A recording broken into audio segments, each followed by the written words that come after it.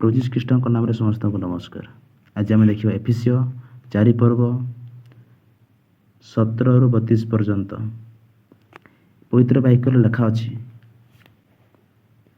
ଅତଏବ ମୁଁ ପ୍ରଭୁଙ୍କ ନାମରେ ବିଶେଷ ଅନୁରୋଧ କରୁଅଛି। ଏଠି ସାଧୁ ପାଉଲ ଏଫେସିୟ ମଣ୍ଡଳୀକୁ ଏକ ପତ୍ର ଲେଖୁଅଛନ୍ତି। ତାଙ୍କଠି ଅନୁରୋଧ ଏକ ପତ୍ର ଲେଖିଅଛନ୍ତି। ବିଜାତିମାନେ ଯେପରି ଆପଣା ଆପଣା ମନର ଅସାରତାରେ ଆଚରଣ କରନ୍ତି, ତୁମେମାନେ ସେହିପରି ଆଚରଣ କର ନାହିଁ। ଯେଉଁମାନେ ଆପଣମାନଙ୍କଠାରେ ଥିବା ଅଜ୍ଞାନତା ହେତୁ ଓ ନିଜ ନିଜ ହୃଦୟର ଜଡ଼ତା ହେତୁ ଆପଣା ଆପଣା ହୃଦୟରେ ଅନ୍ଧକାରାଚ୍ଛନ୍ନ ପୁଣି ଈଶ୍ୱରଙ୍କ ଜୀବନରୁ ବିଚ୍ଛିନ୍ନ ହୋଇଅଛନ୍ତି, ସେମାନେ ଜଡ଼ବତ୍ ହୋଇ ଧନ ଲୋଭରେ ଆସକ୍ତ ହେବା ସଙ୍ଗେ ସଙ୍ଗେ ସର୍ବପ୍ରକାର ଅଶୁଚି କର୍ମ କରିବା ନିମନ୍ତେ ଆପଣାକୁ କାମୁକତାରେ ସମର୍ପଣ କରିଅଛନ୍ତି।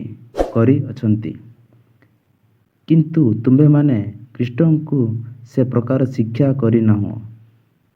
ତୁମ୍ଭେମାନେ ତ ତାହାଙ୍କ ବିଷୟ ଶୁଣିଅଛ, ପୁଣି ଯୀଶୁଙ୍କ ସମ୍ବନ୍ଧୀୟ ସତ୍ୟ ଅନୁସାରେ ତାହାଙ୍କ ସହଭାଗିତାରେ ଥାଇ ଶିକ୍ଷିତ ହୋଇଅଛ। ଅର୍ଥାତ୍ ତୁମେମାନେ ତୁମମାନଙ୍କ ପୁରାତନ ଆଚରଣ ସମ୍ବନ୍ଧରେ ଯେଉଁ ପୁରାତନ ସ୍ୱଭାବ ପ୍ରବଞ୍ଚନାରେ ବିଳାସିତ ଅନୁସାରେ ଅଧିକରୁ ଅଧିକ ଭ୍ରଷ୍ଟ ହେଉଅଛି, ତାହାକୁ ପରିତ୍ୟାଗ କରିବାକୁ ପୁଣି ତୁମମାନଙ୍କର ମନରେ ନୂତନୀକୃତ ହୋଇ ଯେଉଁ ନୂତନ ସ୍ୱଭାବ ଈଶ୍ୱରଙ୍କ ପ୍ରତି ମୁହୂର୍ତ୍ତରେ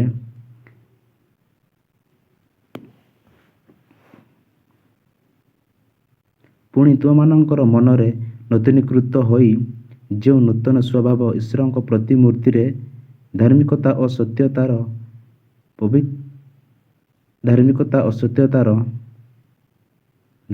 ଓ ସତ୍ୟତାର ପବିତ୍ରତାରେ ସୃଷ୍ଟି ହୋଇଅଛି, ତାହା ପରିଧାନ କରିବାକୁ ଶିକ୍ଷିତ ହୋଇଅଛ।